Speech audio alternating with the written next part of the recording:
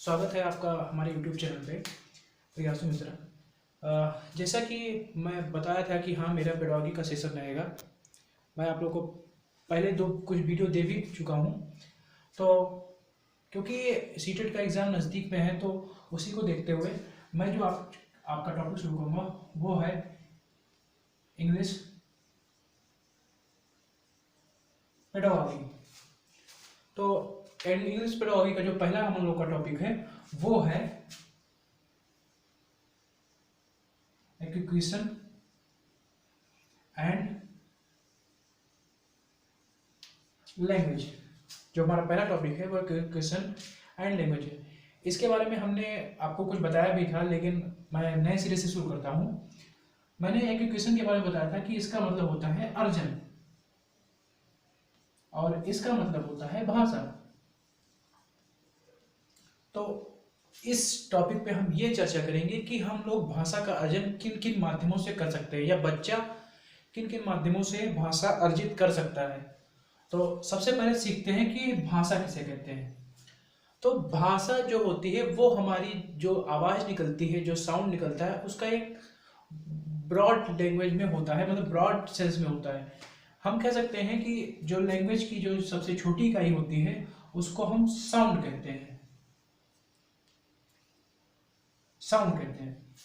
Language एक तरह से कह सकते हैं कि हम अपने विचारों को व्यक्त करने के लिए जिन माध्यम जो चीज हम प्रयोग करते हैं उसे हम भाषा कहते हैं। भाषा की जो छोटी इकाई होती है उसे हम साउंड कहते हैं। साउंड ये होता है कि बच्चा जब पहली बार कुछ बोलना स्टार्ट करता है या कोई भी इंसान बोलता है तो हमारी आवाज निकलती है, उसी आवाज को हम साउंड कहते हैं। तो अब देखते हैं कि साउंड होते क्या है, साउंड कितने प्रकार के हैं। मैं आपसे अगर पूछूं कि अंग्रेजी में कितने साउंड होते हैं तो नॉर्मली आप लोगों का यही जवाब होगा कि हाँ 26 होते हैं। पर मैं आप लोग को बता दूं कि ये जो 26 है ये अल्फाबेट्स हैं। ये अल्फाबेट्स है, नॉट साउंड। अल्फाबेट मतलब ये होता है किसी चीज का हम नोटेशन करते हैं। नोटेशन मतलब जैसे कि हमें ए लिखना है तो ए हम इंग्लिश में इस तरह लिखते हैं, और अगर यही हिंदी में लिखना हो तो हम इस तरह लिखते हैं। हमें लिखना हो ओ तो ओ हम इंग्लिश में इस तरह लिखते हैं, और अगर हिंदी में लिखना हो तो हम इस तरह लिखते हैं ओ। तो ये हमारा नोटेशन है, तो इसे हम अल्फाबेट कह सकते हैं, लेकिन ये हमारा साउंड नहीं है। तो इंग्लिश में जो साउंड्स होते हैं वो हमारे होते हैं 44। अब साउंड तो हमारे 44 होते हैं। अब साउंड के अंदर हमारे जो आते हैं वो दो पार्ट आते हैं। वो जो दो पार्ट हैं, पहला होता है वॉवेल और दूसरा होता है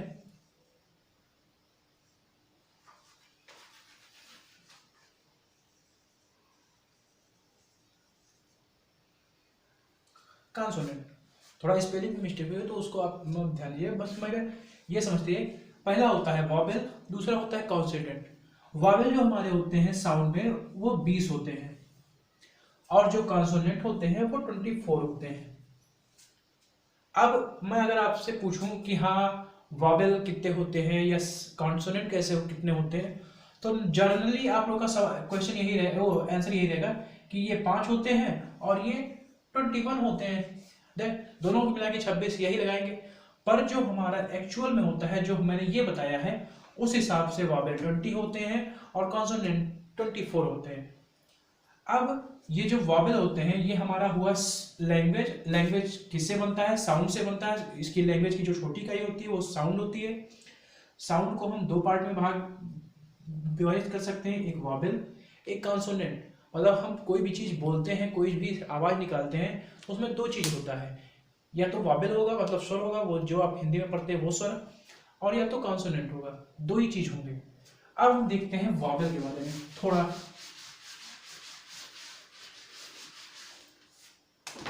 वॉवेल वॉवेल जो हमारा है वो हमारा दो प्रकार का होता है। पहला होता है मोनोथॉन्स और दूसरा होता है डिप्थॉन्स। मोनोथॉन्स और डिप्थॉन्स मोनो का हमारा जो है वो नाम से ही क्लियर है कि मोनोटोन मतलब एक, मतलब हम कोई चीज साउंड निकालते हैं या कोई आवाज निकालते हैं उसमें हमें एक स्वर का अनुभूति हो। एक स्वर आप हिंदी में देखिए उसको स्वर को आप वॉवेल भी कह सकते हैं। एक वॉवेल का हमें महसूस हो उसे हम मोनोटोन्स कहते हैं। नहीं समझ में आया? मैं बताता हूँ। मोनोटोन्स वो होते हैं जिसमें हमें एक स्वर की आवाज है। जैसे हमारा होता है ए। अब ए जो मैंने बताया उसमें आप केवल ए पढ़ते हैं, ये इसका मतलब केवल ये पढ़ते हैं ए। जैसे आया हमारा ई, इसमें भी हमारा एक ही साउंड आया ई। क्लियर? तो जिसमें हम कोई उच्चारण करें उसमें हमारा एक स्वर आए या एक ही स्वर की अनुभूति हो, वो हमारा मोनोटोन्स होता है। मोनो मतलब एक होता है, ये हमेशा याद रखना। मोनो मतलब एक होता है। तो कहीं भी अगर पूछा जाए कि मोनोटोन्स किसे कहते हैं तो आप ये याद रखिए कि जिसका आवाज निकालने से हमें एक साउंड प्राप्त हो वही वो हमारा मोनोटोन्स होता है। जैसे हमारा ए होता है, जैसे हमारा ई होता है। क्लियर? अब अगला दूसरा आता है कि ये डिप्थॉन्ग्स क्या होता है। डिप्थॉन्ग्स मतलब होता है कि अगर हम कोई चीज उच्चारण करें तो हमें दो स्वर या दो कॉन्सोनेंट मिलके जो हमें ध्वनि प्राप्त होती है वो हमारा होता है डिप्थॉन्ग।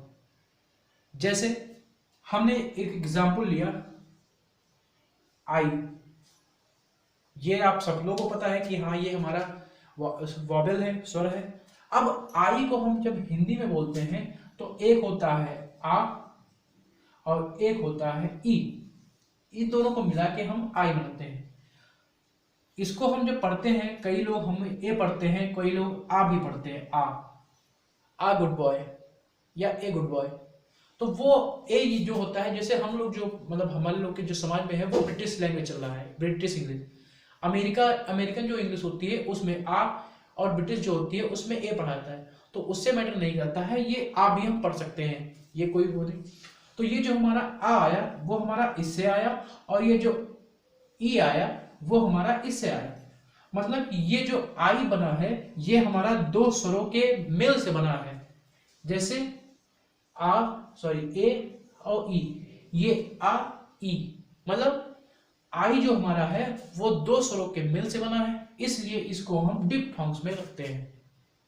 क्लियर? अब आप लोगों के दिमाग में ये होगा कि हाँ ये तो स्वर की बात हुई, लेकिन हम इसको कॉन्सोनेंट में कर दें तो कॉन्सोनेंट का वाला सिस्टम क्या है। जैसे आप लोगों ने एक शुरू से पढ़े, क्लास 6 से या क्लास 4 से भी पढ़ते आ रहे होंगे कि हम लोग सुनते हैं कि ये जो ऑनेस्ट लिखा है इसके आगे हमेशा एन लगता है। ये सब लोगों ने पढ़ा होगा, ये जाहिर सी बात है। अब इसके आगे एन क्यों लगता है? क्योंकि ये स्वर का सूत्र देता है। तो इसमें जो ये तो नेस्ट है, लेकिन इसका जो एच ओ है ये हमारा जब हमें दो मीनिंग दे रहा है, मतलब दो कॉन्सोनेंट है, एक ओ है एक एच है, ये इस तरह ऑनेस्ट, तो ये हमारा आएगा डिप्थॉन्ग में, क्योंकि इसमें दो स्वरों का मेल बना हुआ है। तो आप लोग को डिप्थॉन्ग्स और मोनोथॉन्ग में तो क्लियर हो गया होगा। अब जो हमारा आता है कि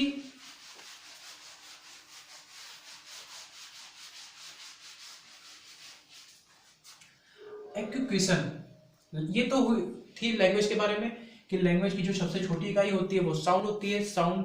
अब आप इसको चाहे इस तरह बना भी सकते हैं, ये इसकी जो छोटी इकाई होती है वो साउंड होती है। साउंड हमारा दो प्रकार का होता है, वॉवेल और एक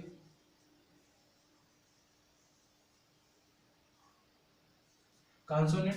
अब ये वॉवेल मेरा दो प्रकार का होता है, एक होता है मोनोथॉन्ग्स, एक होता है डिप्थॉन्ग्स।